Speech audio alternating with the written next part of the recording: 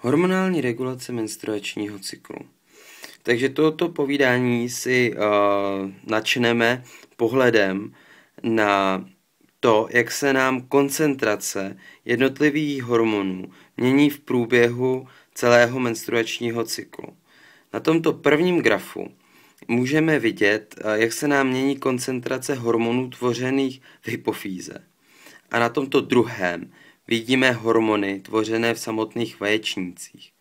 Co je velmi důležité z těchto grafů hnedka pro začátek, je se podívat, jak vlastně nám končí ten samotný předchozí menstruační cyklus. A tedy, že koncentrace FSH je poměrně dost vyšší než koncentrace LH. Nyní už se podíváme na první obrázek, který nám ukazuje, jak to vypadá během počátečního období folikulární fáze. A tedy, jak jsme si ukázali na grafu, tak FSH je v poměrně vysoké koncentraci. A to má důležitý vliv na to, že podporuje významně tvorbu a růst granulózní vrstvy folikulu. V této vrstvě se také nachází jeho receptor a jeho funkci si vysvětlíme hned v zápětí. Jak jsme se také ukázali na grafu, tak LH je v tuto chvíli v nízké koncentraci.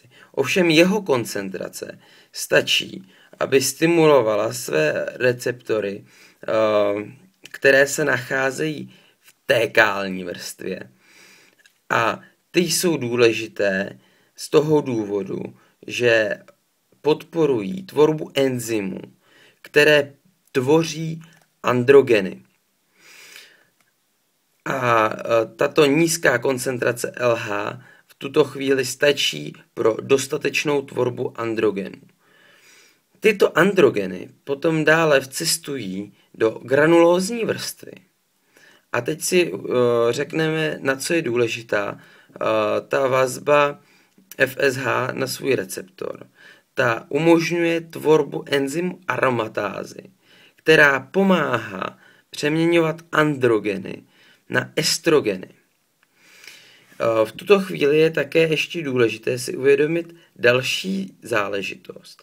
A tedy estrogeny v tuto chvíli podporují tvorbu dalších receptorů v granulózní vrstvě pro FSH. A tedy vytváří takzvané samozesilování a senzitivizaci této vrstvy pro FSH.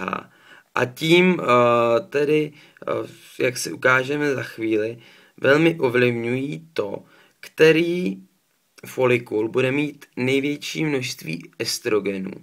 A tedy předurčují, který z folikulů se stane dominantním folikulem.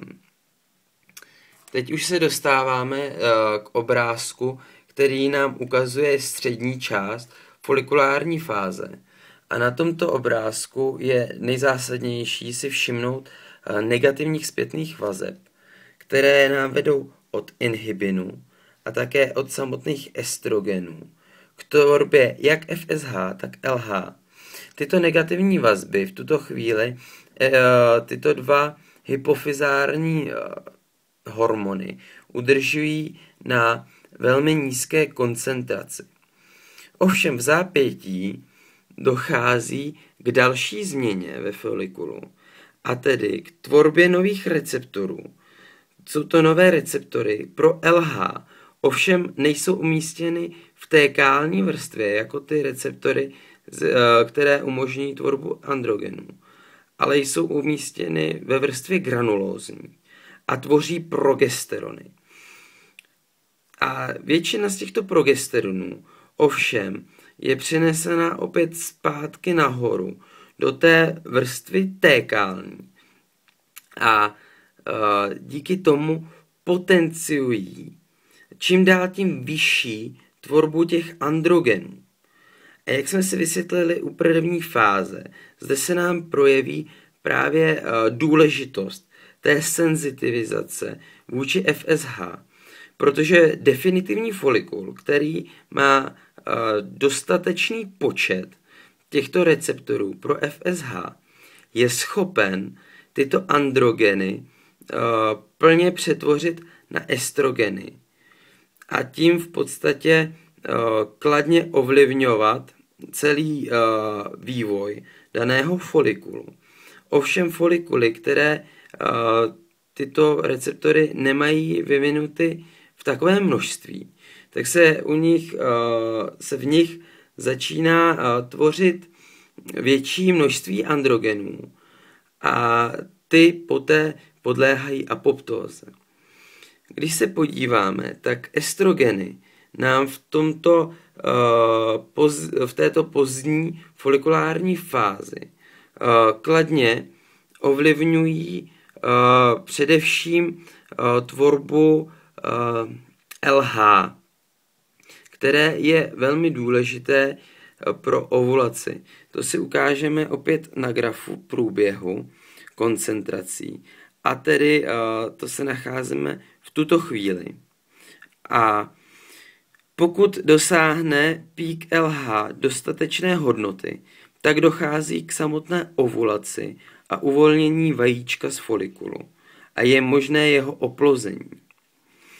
Poté, co vajíčko opouští folikul, tak se pod vlivem LH, zde FSH a estrogenů z něj stává žluté tělísko, které hlavně produkuje progesteron a částečně také estrogeny.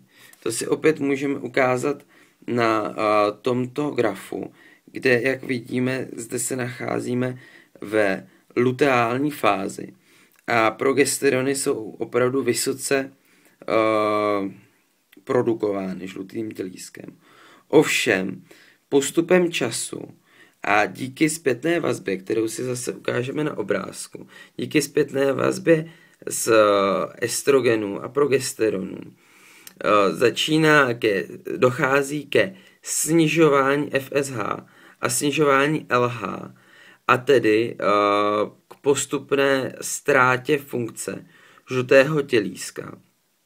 A když to dostoupí dostatečné úrovně, tak dochází už k samotnému menstruačnímu krvácení a po něm opět začíná další menstruační cyklus.